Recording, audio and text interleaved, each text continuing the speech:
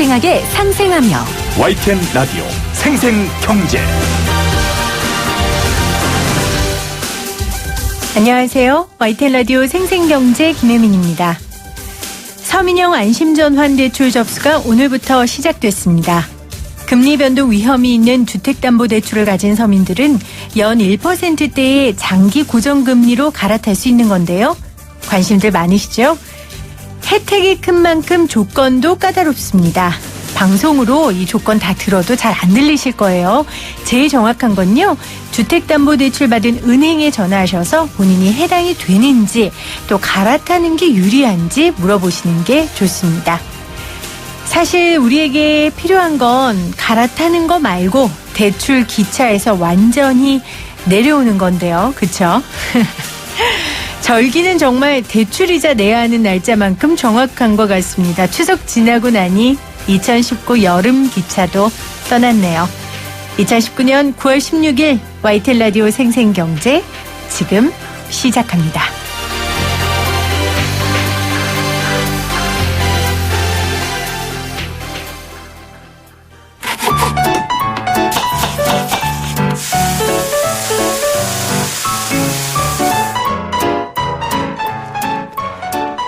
가장 맛있고 싼 제철 식품은 무엇인지 한 주간 재래시장과 대형마트의 생생한 물가 정보를 살펴보는 시간, 장바구니 생생물가입니다.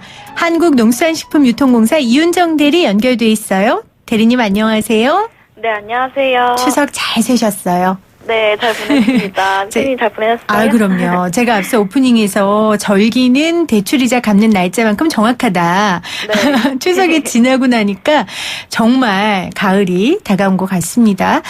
자, 지난주에 어떤 품목의 변화가 있을지 궁금한데요. 어떤 걸까요? 네, 요즘 이 이슈 품목을 한 가지 짚어드리면요. 이 감자 가격이 하락을 하고 있습니다. 작년만 해도 금자라고 불릴 만큼 가격이 크게 뛰었던 적이 있었는데요. 네. 올해는 가격이 하락세를 보이고 있어요. 왜냐하면 통계청에 따르면 2019년 봄 감자 생산량이 전년에 비해서 20% 정도 넘게 늘었기 때문인데요. 아무래도 작년 감자 가격이 좀 높았다 보니 농가에서는 올해도 좀 역시 감자 가격이 높지 않을까 하는 그런 기대 심리가 있잖아요. 네. 그래서 재배 면적을 늘리다 보니까 올해는 오히려 생산량이 너무 증가를 해서 가격이 하락세로 전환이 된 상황입니다. 네, 이 지난주 감자 소매 가격을 보시면 100g당 218원에 거래가 되고 있는데요. 평년에 비해서는 약 19% 그리고 작년 같은 시기에 비해서는 약 36% 정도 저렴한 가격입니다. 네. 감자 가격 내렸으니 뭐 소비자 입장에선 좋지만 사실 농가 입장에서 얼마나 걱정이 많으시겠어요. 그렇죠. 아, 이런 현상이 정말 풍년의 역설이 아닌가 싶은데 이게 풍년이어도 기뻐할 수 없는 상황인 거잖아요. 네, 맞아요. 이 가격이 내리면 농가 걱정이 크고 또 반대로 가격이 오르게 되면 이 소비자들 입장에서도 좀 좋지 않기 때문에요. 이를 해결할 수 있는 가장 좋은 방법이 바로 소비를 좀 많이 해주시는 겁니다. 네. 특히 이렇게 감자가 너무 많은 상황에서는 소비자분들이 좀 많이 구입을 해주시면 이 농가에 큰 도움을 줄 수 있는 거니까요. 감자 요리 좀 많이 즐겨주시면 되겠습니다. 그 감자가 요리할 수 있는 레시피가 참 많아요. 저같이 요리 못하는 엄마도 종종 이 감자로 요리해주곤 하는데 우리 대리님 추천 좀 해주세요. 가장 간단한 요리법. 간단한 거요? 네, 감자로 할 수 있는. 저는 근데 지난주까지만 해도 비가 굉장히 많이 왔잖아요. 네. 저는 그렇게 비가 오면은 전이 너무 먹고 싶더라고요. 그 중에서도 제가 이제 감자전을 제일 좋아하는데요. 특히 근데 감자전이 의외로 만들기 너무 쉬워서 간단한 레시피 하나 알려드리면요. 네. 이 감자를 갈아서 만든 감자전도 좀 좋아하는데 감자채전이라고 해서 감자를 채 썰어서 부쳐 먹는 것도 맛있더라고요. 아, 감자를 갈지 않고 채를 썰어서? 네네. 네. 그래서 일단 재료는 진짜 간단하게 감자랑 소금, 식용유 그리고 전분가루만 있으면 되는데요. 이 감자를 먼저 채를 썰어주시는데 혹시 얇게 드시는 걸 좋아하신다면 채칼을 이용해 주시면 돼요. 그리고 큰 볼에다가 이제 감자채를 담고 나서 소금 조금이랑 전분가루 2큰술 정도 넣고 골고루 섞어주신 다음에요. 이 후라이팬에 올리브유를 두르고 감자채를 얇게 펴가지고 바삭하게 구워주시면 완성이고요. 아우, 맛있을 것 같아요. 혹시 조금 매콤하게 드시고 싶으시면은 청양고추 조금 썰어 넣으시면은 더 맛있게 즐기실 수가 있으세요. 네, 저도 아이들 이유식 할 때 감자전 갈아서 해줬었거든요. 근데 이제 아이들이 컸으니까 감자채로 한번 감자전을 만들어 보도록 하겠습니다. 네. 자, 끝으로 해양수산부와 농림축산식품부에서 원산지 표시에 관한 법률을 합리적으로 개선했다는 소식 들어와 있네요. 네, 그렇습니다. 이 주요 개정사항 한번 짚어드리면요. 통신 판매의 원산지 표시랑 이 농수산물 가공품에 대한 원산지 표시, 그리고 마지막으로 음식점에 대한 원산지 표시에 대한 내용인데요. 네. 일단 요즘 오프라인보다는 농수산물에 대한 온라인 판매가 좀 급격하게 증가를 하고 있어요. 그래서 혼란을 방지하기 위해서 이 통신 판매 중개업자가 운영하는 사이버몰 판매라고 해서 조금 더 명확하게 원산지 표시 관리 대상을 넓혔고요. 네. 네. 그리고 또 농수산물 가공품 원료의 원산지 표시를 글자 크기는 모두 10포인트 그리고 굵게 이렇게 통일을 해서 소비자가 좀 쉽게 식별할 수 있도록 했습니다. 네. 그리고 마지막으로 음식점의 원산지 표시는요. 이 음식점에서 사용하는 식재료 중에서도 가공품은 주 원료만 표시하도록 하고 또 거래 명세서 등에서 원산지 확인이 가능한 경우에는 이 보관 장소의 원산지 표시를 생략할 수 있도록 그렇게 조금 더 편리하게 개정이 되었습니다. 네, 원산지 표시에 사이버몰 판매라고 나온다는 게 참 사실 필요하거든요. 저도 요즘에 온라인으로 굉장히 많이 사요. 농수산물을. 네. 네, 참 시대가 바뀌었네요. 그렇죠? 네. 오늘도 좋은 정보 감사합니다. 지금까지 한국농수산식품유통공사 이윤정 대리였습니다. 감사합니다. 쉽다, 재미있다, 어라? 무슨 말인지 이해가 간다. YTN 라디오 생생경제. 오늘 가장 뜨거운 경제 뉴스를 제일 생생하게 전해드리는 시간입니다. 일반 건물에 불이 나도 무서운데 사우디 석유시설에 화재가 났습니다. 사우디 국영 석유공사 아람코 소유의 석유시설 두 곳이 현지 시간으로 지난 14일이죠. 드론의 공격을 받아 사우디 원유 생산의 절반가량이 차질을 빚고 있는데요. 원유 거래 시장에서 국제 유가가 19% 이상 뛰었습니다. 당연히 우리에게도 영향이 있을 것으로 보이고요. 관련 이야기 이컨슈머 이서해 연구실장과 나눠봅니다. 실장님 안녕하세요. 네, 안녕하세요. 일단 좀 어떻게 된 일인지가 듣고 싶어요. 이 사우디아라비아 국영 석유회사 아람코가 드론의 공격을 받아 불이 난 건데 먼저 어디가 얼만큼 공격을 받은 겁니까? 네, 사우디아라비아 국영 석유회사인 아람코는 세계에서 가장 큰 석유 생산 업체인데요. 네. 14일 새벽 4시쯤 사우디아라비아 국영 석유회사 아람코의 최대 석유 시설인 알카이브 타랑 시설이랑요. 쿠라이스 유전 두 곳이 열대 드론 공격을 받아서 폭발이 일어나고 대형 화재가 일어났습니다. 네. 네, 여기 쿠라이스 유전은요. 전 세계 원유 생산량의 1%를 차지하는 아주 큰 유전이고요.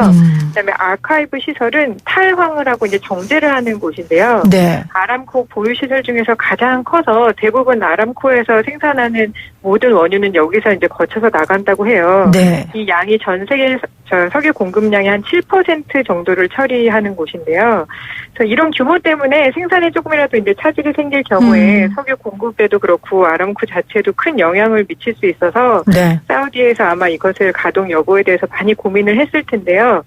결국 그 사우디아라비아 에너지 장관은 불이 난 아카이브와 쿠라이스 석유 시설 가동을 이제 당분간 중단한다고 발표를 했습니다. 그래서 이렇게 중단을 하면 사우디는 전 세계 원유 공급량의 10%를 현재 생산하고 있는데 이 전 세계 원유 공급량의 5% 정도를 석유 공급에 차질을 빚게 될 것으로 예상을 하고 있습니다. 네.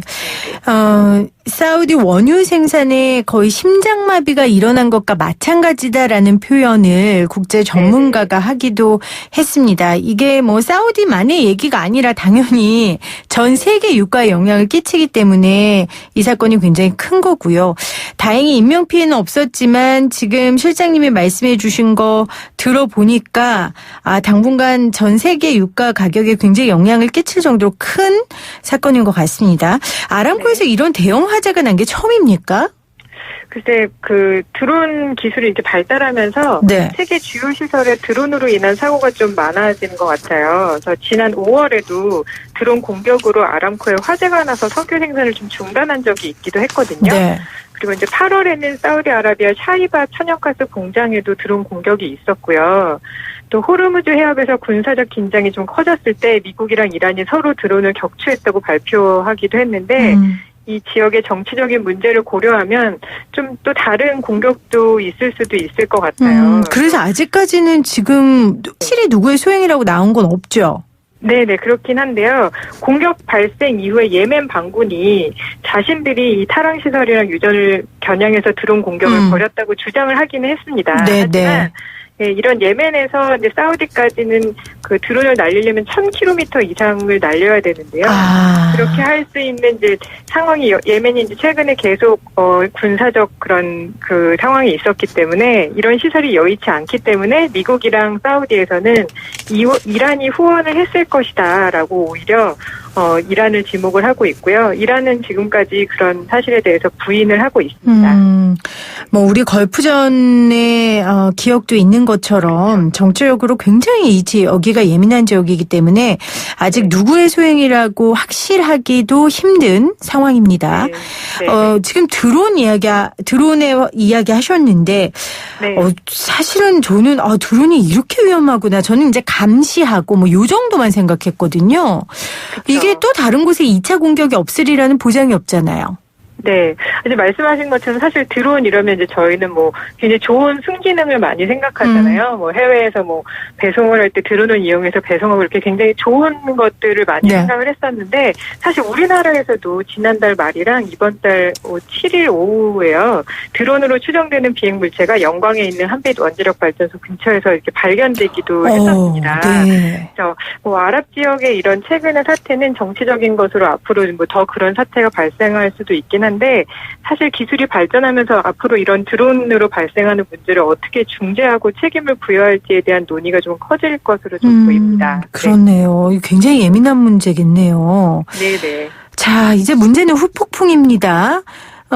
무인기 공격이 있은 후에 지금 실장님이 말씀해 주신 것처럼 아람코에서 불탄 석유의 양이 어마어마해요. 네네. 이렇게 되면은 국제 유가에 어느 정도 영향을 미치게 됩니까? 네, 전 세계에 공급하는 양의 5% 정도 되니 꽤 많은 양이죠. 그럼요. 그렇기 때문에 유가가 단기적으로 급등한다는 전망이 사실 계속 있었는데 14일이 주말이었기 때문에 사실 오늘 아침 시장에서 가격이 얼마나 오를지 굉장히 다들 우려가 컸습니다. 네. 그래서 아까 시작할 때 말씀하셨던 것처럼 오전 싱가포르 시장에서 브렌트유가 전 거래일보다 배럴당 11.73달러에서 11.73달러가 오른 71.95달러에 거래되고 있는데요. 두바이유 가격은 사실 이제 지금 현재는 선물 가격만 나와서 내일이 되어야 좀 정확하게 알 수 있을 것 같은데 좀 아무래도 급상승이 좀 있을 것으로 예상을 합니다. 네. 이 원유 생산량이 정상 수준으로 돌아오기까지는 좀 시간이 걸리겠죠?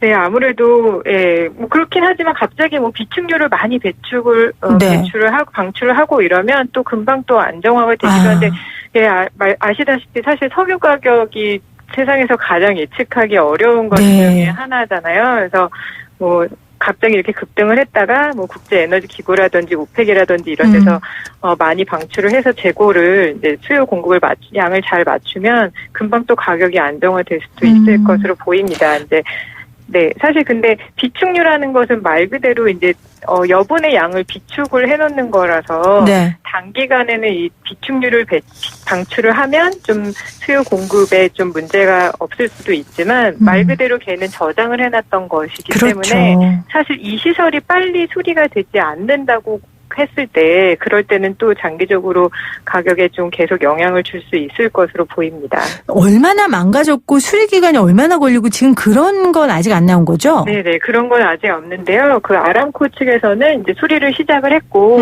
어느 정도 걸릴지는 내일쯤 발표를 한다고 그렇게 말을 하였습니다. 그 발표에 따라서 또 이 유가 상승세가 더 지속될 것이냐 멈출 것이냐도 결정되겠네요. 네네, 아무래도 이제 그걸 보고 지켜보면 알 수 있을 것 같습니다. 네. 사우디에서도 원유 비축분을 확보했을 거 아닙니까? 확보해놨을 거 아닙니까? 네네. 그러면 이제 이런 상황이 좀 풀겠죠? 네, 아무래도 아까 말씀드린 것처럼 이제 사우디에서도 본인들의 비축분을 풀겠다라는 얘기도 했고 또 오늘 아침에 트럼프도 역시 예, 그 전략 비축률을 방출하는 걸 이미 승인을 했기 때문에 뭐 다른 이제 이런 사태가 길어지면 꼭 그 나라뿐 아니라 오펙의 다른 나라라든지 아니면 국제 에너지 기구에 있는 나라들도 이 사태를 해결을 하기 위해서 방출을 할 것으로 예상을 그렇겠죠. 합니다. 뭐 지금 전 세계 원유를 이 석유 수출 기구 오펙이 관장하고 있으니까 네네. 아무래도 이런 문제에 있어서 좀 유연하게 생산량 같은 거를 조절할 거라고 저도 기대를 하고요. 트럼프 네네. 대통령이 전략 비축유 방출했다는 이야기 전해 주셨는데 이 네. 전략 비축유라는 게 이제 전쟁과 같이 혹은 이제 네. 이런 비상사태에 미국이 비축해 놓은 석유라는 거잖아요. 말 그대로. 네네네. 이게 어느 네. 정도 되고 얼마나 사용할 수 있을까요, 사람들이? 글쎄, 제가 그 정확한 양은 잘 모르겠는데요. 하여튼 그 텍사스 인근에 이제 비축유를 비축하고 있는 것으로 알고 있고요. 네. 사실 이번이 처음은 아니고 오바마 대통령 때도 이제 한번 전략 비축유를 비축을 했었던 적이 있는 것으로 알고 네. 있습니다. 그래서 사실 최근에 미국이 이제 굉장히 큰 산유국으로 떠오르고 있기 때문에 그래서 굉장히 이제 비축유 자체 좀 충분하게 보유하고 있지 않을까라고 좀 예상을 해보긴 합니다. 네. 트럼프 대통령이 텍사스와 다른 여러 주에서 현재 허가 과정에 있는 석유관 승인을 신속하게 처리하겠다.